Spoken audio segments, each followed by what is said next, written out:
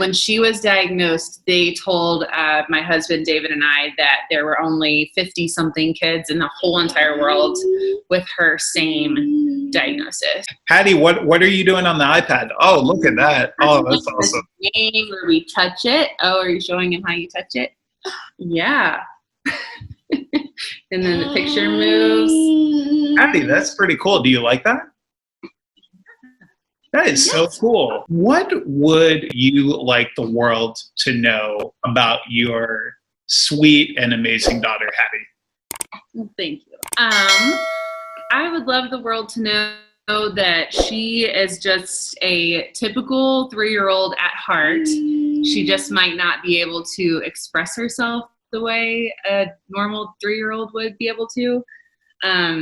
Hattie loves everything normal 3-year-olds love.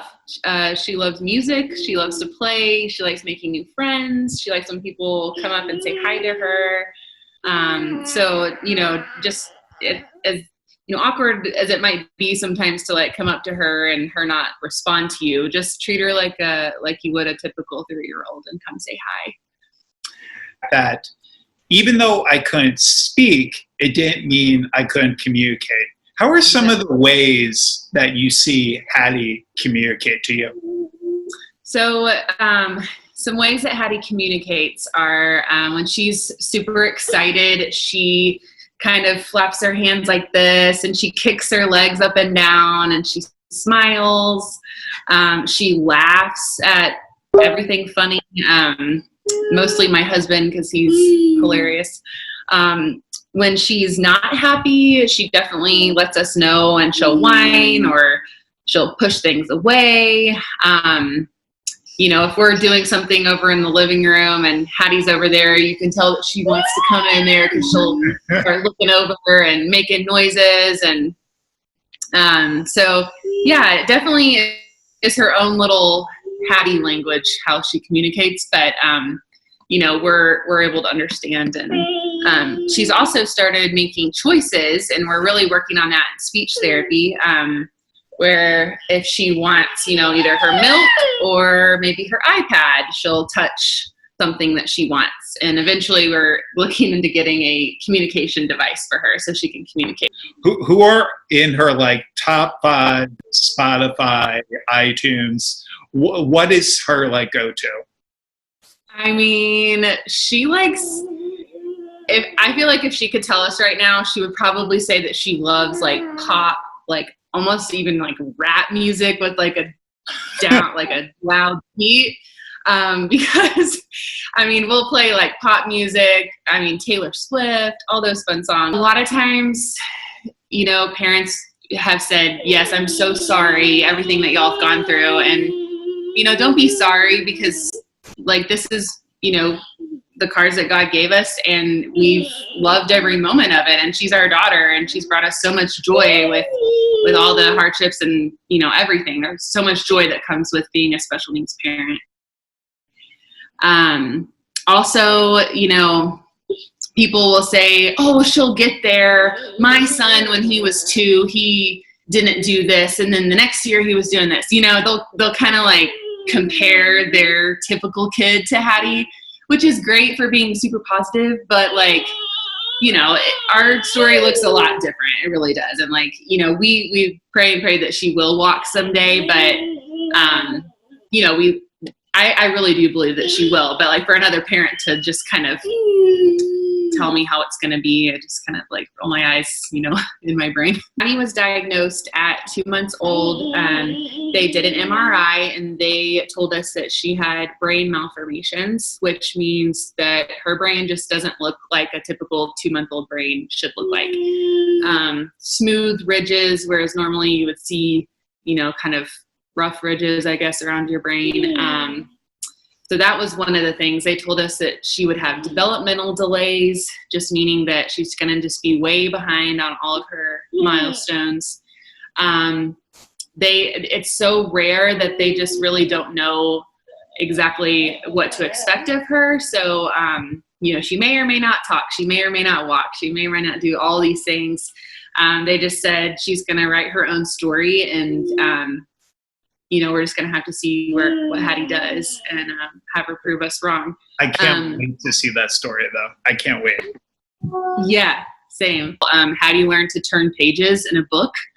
And so now we can read to her, and she turns the page herself. And one day, we hadn't even really been working on it because it wasn't really a goal that we thought would be achievable anytime soon. She just randomly stuck out her hand and turned the page of the book. And my husband and I looked at each other. We got the cameras out and we're recording. And it was just such a cool moment to see her engage in a book and turn the page for the first time.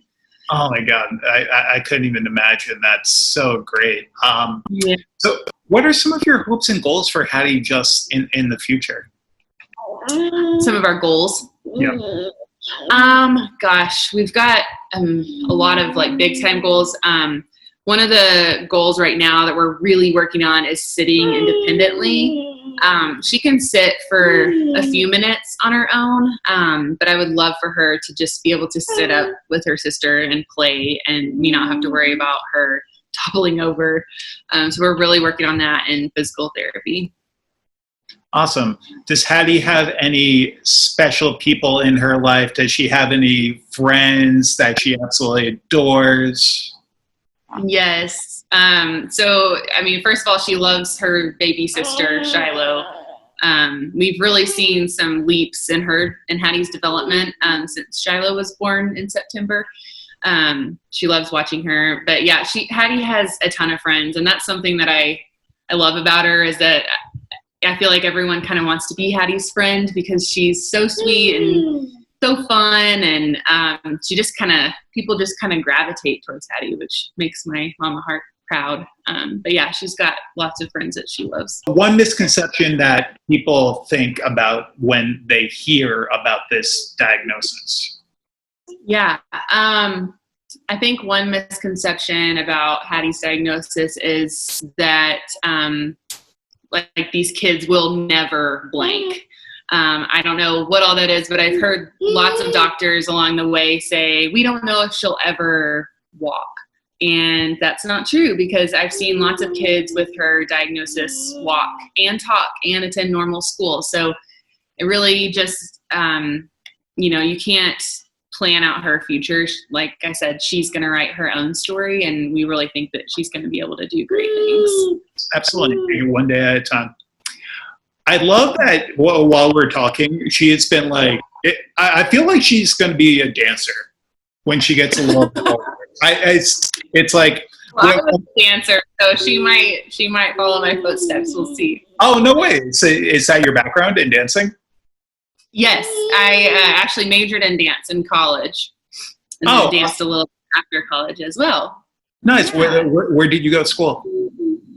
I went to Texas Tech and studied dance there, and then afterwards, I actually danced for the Dallas Cowboys for 2 years.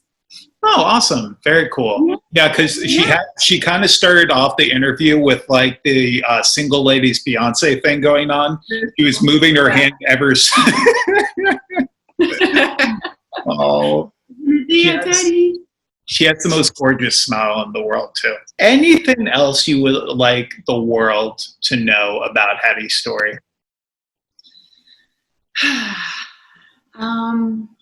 Gosh. I mean, not necessarily just for Hattie, but any special needs kid. If you're a mom watching this and you have typical kids that don't have special needs, just encourage your kids to be brave and go up to someone in a wheelchair and go say hi and go take their hand and take them over to the slide and play with them at the park and be their friend, because that means the world to a special needs parent to see that. Yeah, so that's the one thing that I would say for all special needs. I agree, because for so long growing up in my own personal experience too, it's like people would they would think of me as the weird kid because I would be by myself. I wouldn't be talking to other people because they would always think I was shy. I didn't want to branch out. And that was really challenging for me. So I know that so many other families feel the same way in our special needs Hey community. everyone, Kerry Magro here from A Special Community. I can't thank you enough for watching this video, and if you like this video, please click on some more videos around our YouTube page. We are just trying to give a voice to countless people in our neurodiverse community, so please, if you can, subscribe to our video page, and then you'll also get to see a little bit more about my story from nonverbal autism to today being a professional speaker. Thanks so much, y'all.